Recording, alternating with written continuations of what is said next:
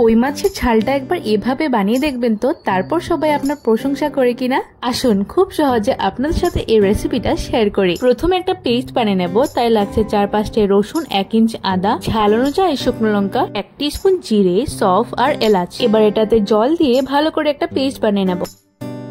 এখন মাছগুলোকে ম্যারিনেট করে নেব নুন আর হলুদ দিয়ে।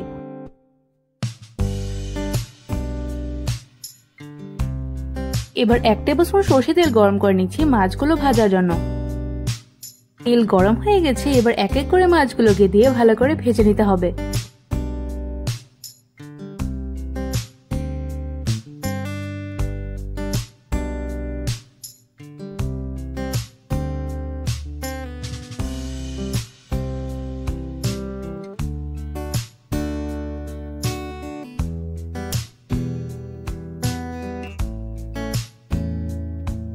দেখুন মাছগুলো সুন্দর ভাজা হয়ে গেছে, এবার তুলে নিচ্ছি। এবার ওই তেলে আরো 1 টেবিলস্পুন সরষে তেল গরম করে নেব। তেল গরম হয়ে গেছে, এবার দিয়ে দিচ্ছি একটা পেঁয়াজের পেস্ট। মিডিয়াম ফ্লেমে ভালো করে পেঁয়াজটাকে কিন্তু ভেজে নিতে হবে।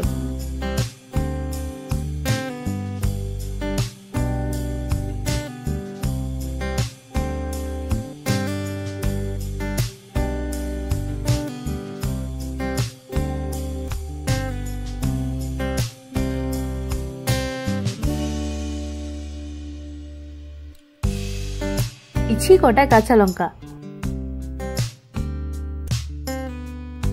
পেঁয়াজগুলো কিন্তু অনেকটা ভাজা ভাজা হয়ে এসেছে, এবার দিয়ে দিচ্ছি স্বাদ মতো নুন, 1/2 টিস্পুন হলুদ, লঙ্কা গুঁড়ো, ধনে গুঁড়ো, সাথে একটু জল দিয়ে মশলাটাকে ভালো করে কষে নেব মিডিয়াম ফ্লেমে।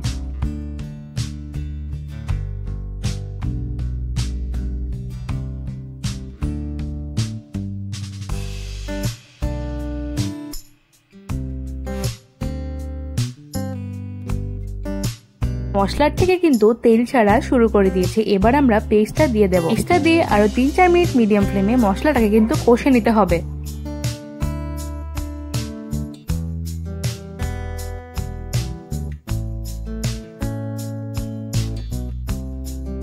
হালকা কালারের জন্য কিন্তু 1/2 টিস্পুন চিনি দিয়ে দিচ্ছি।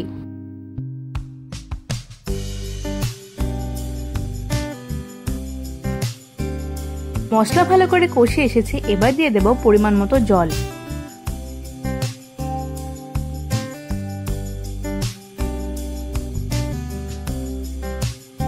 দুই 3 মিনিট হাই ফ্লেমে জলটাকে ফুটিয়ে নেব।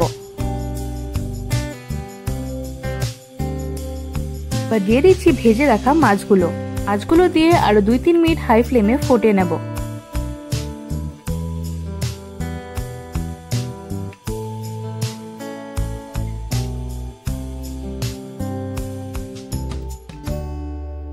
লাস্টে ধনেপাতা কুচি দিয়ে লো ফ্লেমে ঢেকে রেখে দেবো যতক্ষণ আর তেল ছেড়ে আসে।